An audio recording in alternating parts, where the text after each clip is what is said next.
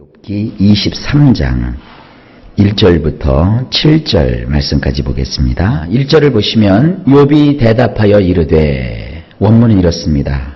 욥이 대답하였다, 그가 말하였다. 계속 이것은 장마다 나오죠. 대답했다, 그래서 말했다. 2절입니다. 오늘도 내게 반항하는 마음과 근심이 있나니 내가 받는 재앙이 탄식보다 무거움이라. 원문을 보면 이렇습니다. 내가 징징거리니 반역자의 날이라도 된 듯하더냐. 나의 손이 무거우니 이는 나의 탄식 때문이니라. 우리 성경으로 이 구절을 보게 되면 욥이 마치 하나님을 향해서 이렇게 반항하고 또 거역하는 그런 마음을 가지고 있는 것처럼 해석을 해놨어요. 그래서 이 구절을 가지고 제가 시간을 좀 많이 썼어요. 그래서 원문을 살펴보고 또 살펴보고 또 살펴봤는데 이렇게 번역이 되더라고요. 이 반역하다라는 말이요, 징징거린다, 징징거린다. 거꾸로 됐네요. 이 마음에 근심이 있다, 이것을 번역을 하니까 징징거린다, 이런 뜻이 있어요. 징징대는 게 뭡니까? 애들 키우다 보면 애들 징징거리잖아요. 여러분, 애들 징징거린다고 갖다 버립니까? 애가 징징거리는 게 뭐예요?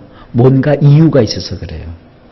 애들이요, 이 자폐증이 오는 애들 보면, 자폐증은 아니고 자폐증 같이 자기를 이렇게 차단하는 애들 보면, 되게 이제 아빠나 엄마가 너무 엄하면 자기들의 그 감성을 표현을 안 해요.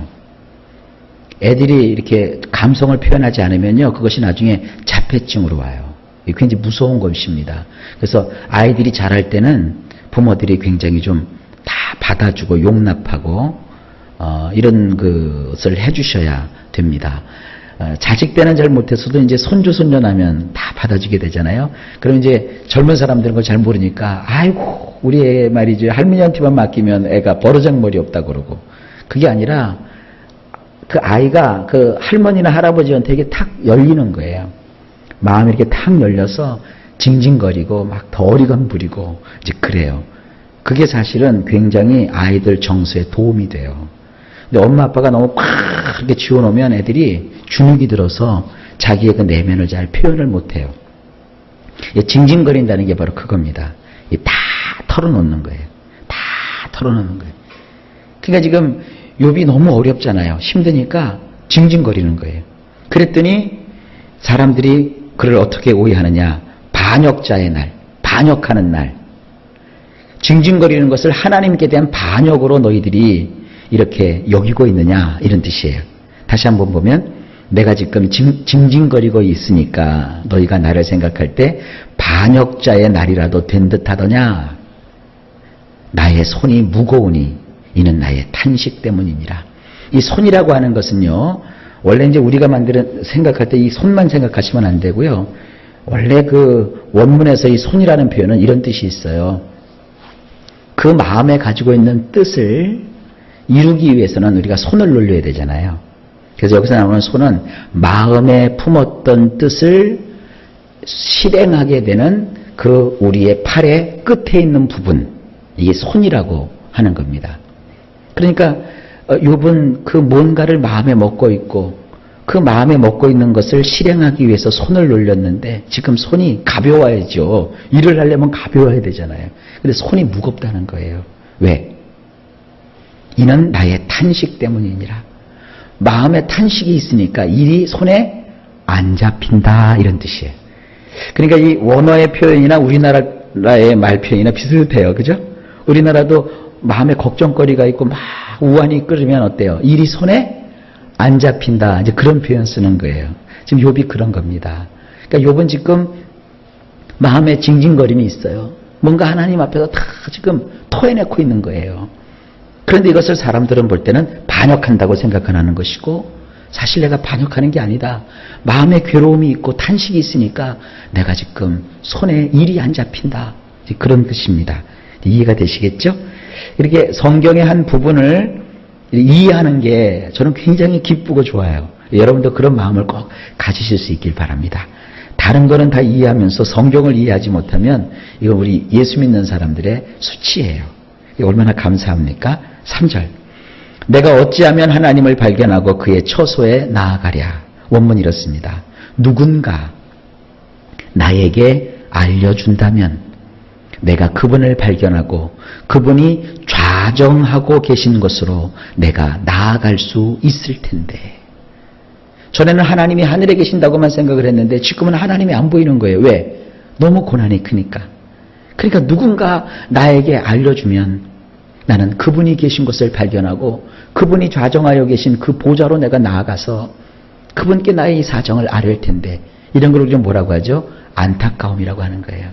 하나님이 왜 역사하지 않으십니까? 여러분 그런 거 있죠.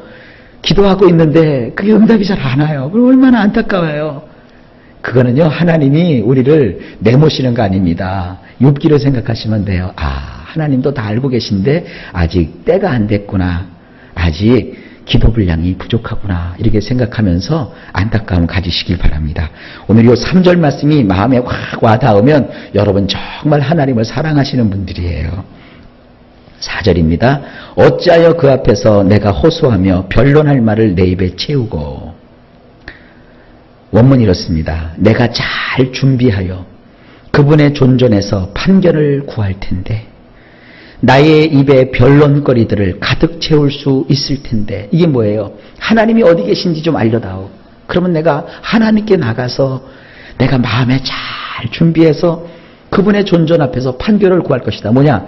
재판에 대한 얘기를 지금 하고 있는 거예요. 재판이 뭐예요? 억울하면 재판하는 거예요. 그죠? 여러분들 세상살이 이렇게 하면서 누군가에게 뭐 돈을 뺏겼다든지 또 어떤 그 피해를 입었을 때는 우리가 재판을 하는 거 아니겠습니까? 그래서 돈을 받아내는 거죠. 그리고 재판이라는 게 뭡니까? 죄를 지은 사람들은 벌이 떨어지는 무서운 것이고 피해를 입은 사람은 그 피해에서 벗어날 수 있는 기회가 제공되는 것이 사실은 재판이에요. 근데 이제 이것을 재판을 이제 왜곡시켜 가지고 법대로 해 뭐 이러는 것은 이제 서로 이제 싸움하는 거죠. 그러나 여기서 나오는 것은 긍정적인 의미에서의 재판입니다.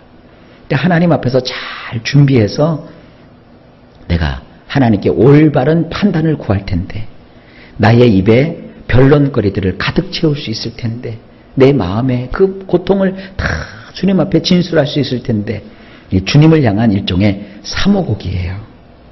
5절 내게 대답하시는 말씀을 내가 알며 내게 이르시는 것을 내가 깨달으랴. 원문이 이렇습니다. 나에게 해주시는 그분의 답변들을 내가 알 수 있을 텐데 그분이 나에게 해주시는 어떤 말씀도 깨달을 수 있을 텐데. 여기서 이제 이걸 생각하면 되죠. 근데 하나님 어째서 나에게는 응답해 주지 않습니까? 어째서 나의 그 간절한 질문에 대답해 주지 않습니까? 나는 하나님을 바라봅니다. 지금 욥이 이렇게 하나님 앞에 절규하고 있는 거예요. 6절 말씀. 그가 큰 권능을 가지시고 나와 더불어 다투시겠느냐? 아니로다. 도리어 내 말을 들으시리라. 설사 하나님과 재판이 벌어졌다고 치자.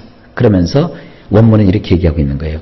굉장한 힘을 가지고 계신 그분이 나와 더불어 싸우시겠느냐? 아니라 대신에 그분은 내 속내에 유의하실 것이라. 저는 이 대목이 참 좋아요. 우리 성경에는 이제 내 말을 들으신다 이렇게 되어 있는데 내 말을 들으신다는 것은 의역이고요. 원래 원문은 내 속을 하나님께서 내 속에다가 자기 마음을 두신다는 거예요. 하나님 자신을 내 속에다가 두신다는 거예요. 여러분 얘기하다가 답답하면 그런 거 있죠. 아이고 그냥 내 속을 확 보여줬으면 좋겠어.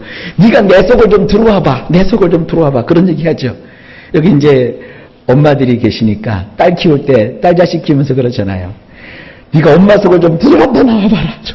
엄마 속 좀 들어와봐라 그러잖아요. 그 얘기예요. 하나님이 내 속에 들어오셨을 것을 다 살펴주실 것이라. 하나님은 나와 다투시는 분이 아니라는 거예요. 이런 믿음이 얼마나 대단한 겁니까? 우리는 조그만 어려움만 당해도 어떤 생각을 해요? 하나님이 나를 치셨구나.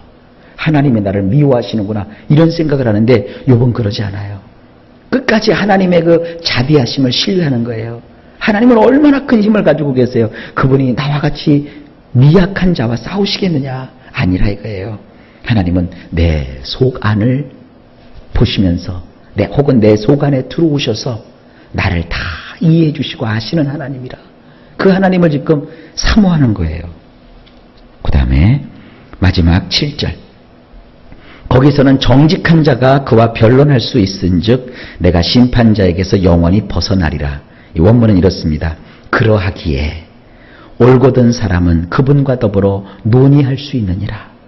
나에 대한 판결에서 나는 영원히 벗어날 수 있을 것이라. 원문하고 우리 성경하고 굉장히 뜻이 다르죠. 이 원문을 여러분 신뢰하세요. 왜냐하면 원문을 번역한 것이 우리 성경이니까요.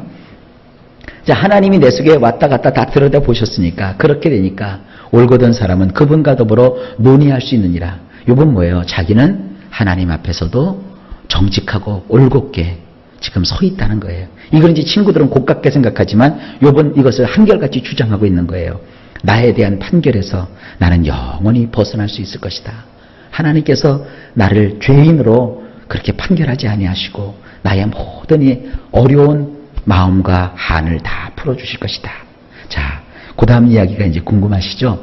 그 다음 내용은 중요한 내용이에요. 굉장히 그 욥기에서 반짝반짝 빛나는 돋보이는 말씀이라 오늘은 다 하지 못하겠고요. 내일 시간에 좀 자세하게 살펴보도록 하겠습니다.